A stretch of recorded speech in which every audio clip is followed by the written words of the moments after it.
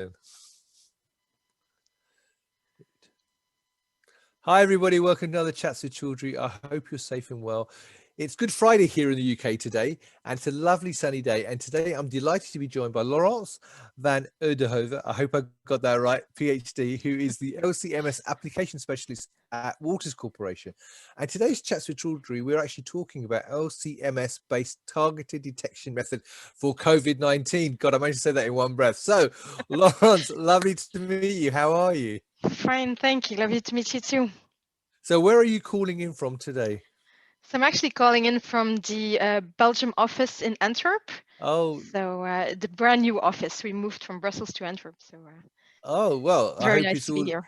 lovely, sparkling with lots of new additions in the office for you to sort of relax when you need a break, hopefully. Sure, it Right, is. great, fantastic. So before we start talking about the LCMS-based detection method for COVID-19, perhaps you can give people a very quick overview of Waters and also your background as well. Yes, so I'm actually part of the customer success team in the Benelux, and we assist our sales colleagues and our customers to be successful, finding right solutions for them, but also do demonstrations on our equipment and train them afterwards on the equipment and the software and the whole solution, and we provide application support afterwards. And so that's a bit of our activities here locally for Waters in Belgium, the Netherlands, and Luxembourg. Great. And what's your background? So my background, I'm actually studied biomedical sciences and I have a PhD in biochemistry, but I was focused on proteomics. So this is why I'm still doing the majority of the large molecule work here locally. Great. And you've done quite a few webinars and application notes as well, haven't you, for Waters on this topic? Yes, so I've done a couple of application notes on that targeted LCMS methods together with some colleagues at Waters and collaborators. And those effectively are all already published on our website and the research hub for COVID-19 on the Waters website, and the webinar as well, which you can view on demand on the website as well. Fantastic. Well, we've done this a bit about Facebook. You will put the links for all of that activity at the end Sure. of this above the video. So let's start then. So can you briefly go over the basics of your targeted LCMS peptide MRM approach to quantifying and detecting SARS-CoV-2 proteins? So what is it? What can it be tested for, and why is it so important for COVID-19? Yes, so I think it's going to be approximately 1 year ago with the first lockdown that we were approached by our customers from Ghent University from the Progenotomics group. And they were thinking about creating a community-based effort to create an LCMS analytical method as an alternative for the PCR testing of COVID-19. Right.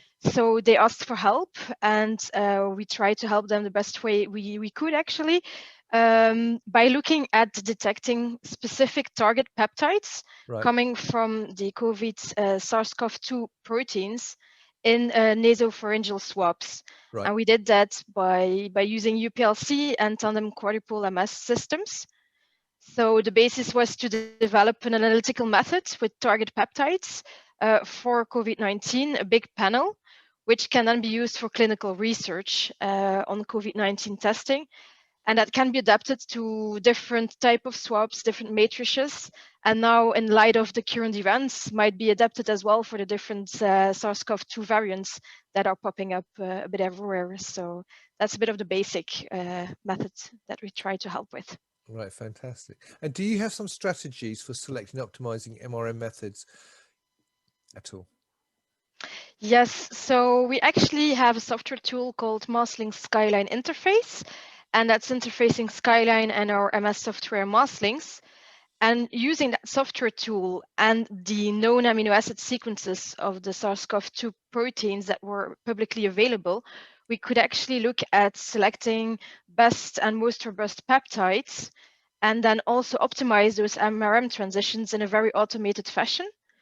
And by that, we actually got a big peptide list and MRM selections, which could confirm the selection that was made by a customer at Ghent University, added some candidates. So we could provide a large peptide panel, which you can select from. dependent on the swap matrix that you have available, dependent on the SARS-CoV-2 variants that you're interested in. So it's something that's quite flexible, but there's at least a base of different peptides and selections of MRM optimized transitions that you can work from. Right. Okay. So, and also, as I understand it, consumable selection was important for optimizing LCMS sensitivity. So, can you share more about the strategies for maximizing the dynamic detection range for your SARS-CoV-2 peptide MAM approach? Yes, so peptides in general are not always easy to handle in LCMS assays. So they suffer from non-specific binding, meaning that they can actually stick to a lot of the instrument, to the column, to the vial at different places. And they do that because they're often hydrophobic, but they can also interact with metal surfaces. So knowing that, that's a challenge that we face since already a long time. But now Waters has actually looked at and researched and came up with high performance surfaces to tackle that problem and to mitigate that problem. And so we looked at the different aspects of that LCMS method and looked at where we can actually improve sensitivity by mitigating that non-specific binding. So this is how we ended up with like testing different vials, and the quantum recovery vials were actually the best ones to not lose peptides that are hydrophobic in the vials already at the beginning. And then also the column. So we used the Acuity Premier column, which also helped in not losing too much peptides due to metallic interactions. And then we looked at throughput, we looked at different methods.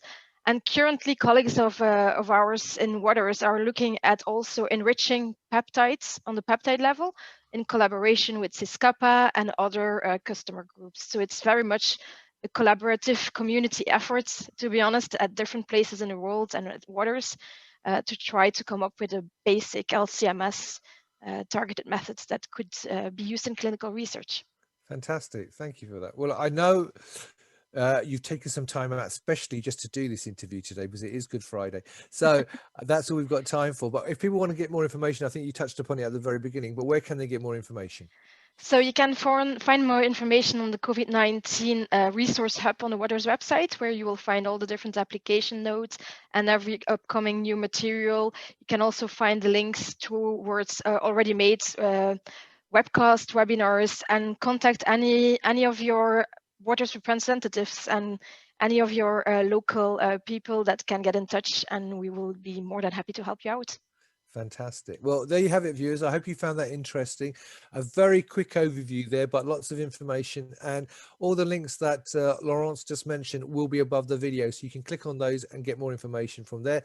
Also, I'm sure Laurence won't mind if you leave some comments below the video and ask her any questions directly if you No have any. worries. So feel free to do that as well. So Laurence, I wish you a fantastic Easter break. Have a fantastic You time. too. Thank you. Thank you very much for taking time out, and have a safe, happy and successful 2021.